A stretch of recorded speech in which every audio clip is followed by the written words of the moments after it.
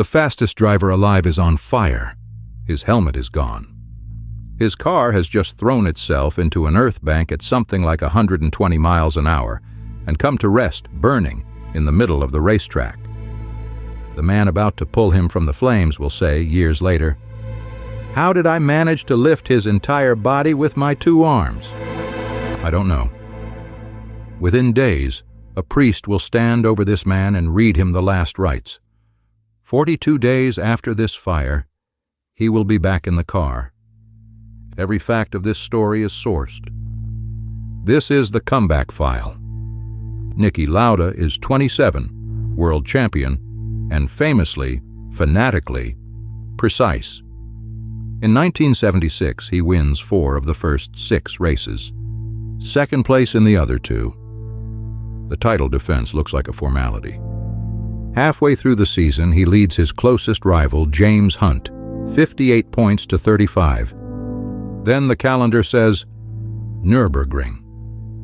14 miles of mountain road through the Eiffel Forest.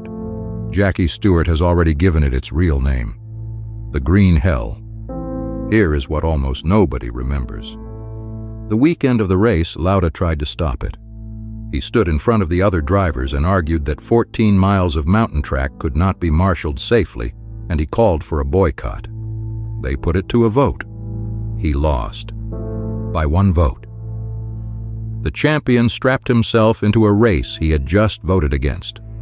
Lap 2. A fast left kink before the right-hander at Bergwerk. The Ferrari snaps right. Why, no one has ever established.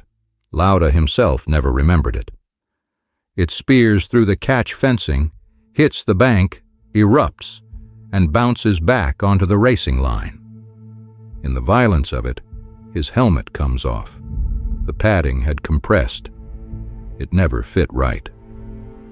Brett Lunger's car hits the burning wreck. And then 4 drivers do something extraordinary. Guy Edwards, Brett Lunger, Harold Ertl, Arturo Merzario. They stop. They get out. They walk into a fuel fire. Merzario had driven for Ferrari. He knows the harness blindfolded. He reaches into the flames and unbuckles it. "How did I manage to lift his entire body with my 2 arms?" he said. "I don't know." The record is blunt about what those 4 men were worth. Without them, Lauda would likely have died there. What the fire drove him to do 10 weeks later, on a rain-soaked track in Japan, would cost him the world championship. And he would choose it on purpose. But first, he had to survive the night. If you're still with us, you already understand what this channel is. A quick like helps the next person find it. And that is the only thing we will ask of you. A helicopter takes him to Koblenz. Then on to the trauma clinic at Ludwigshafen, a specialist burns center, one of the best in Germany. The fire has taken most of his right ear, his eyebrows, his eyelids. But the burns are not what is killing him. On the way out of the car, he breathed the fire in, hot, toxic gas from burning fuel and fiberglass deep into his lungs. For days, a respirator does the work his scorched lungs can't. And then a priest comes into the room. Lauda told this story himself for the rest of his life. He was conscious. He was waiting for something. He expected, in his words, a spirit-raising pep talk. Instead, the priest gave him the last rites and left. Extreme unction, the sacrament for the dying. It made him furious. And the fury did something the medicine couldn't. By his own account, "I kept telling myself, if he wants to do that, okay, but I'm not quitting." One more detail, because it tells you who this man is.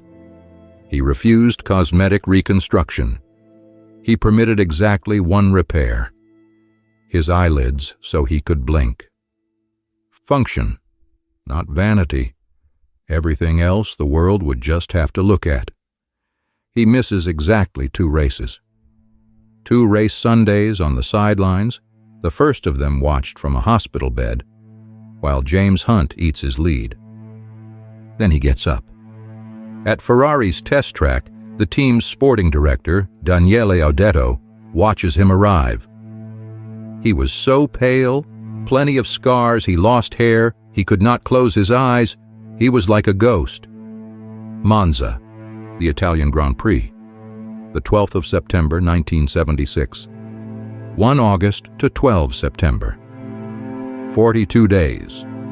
You'll hear 40 days in the retellings. Count it yourself.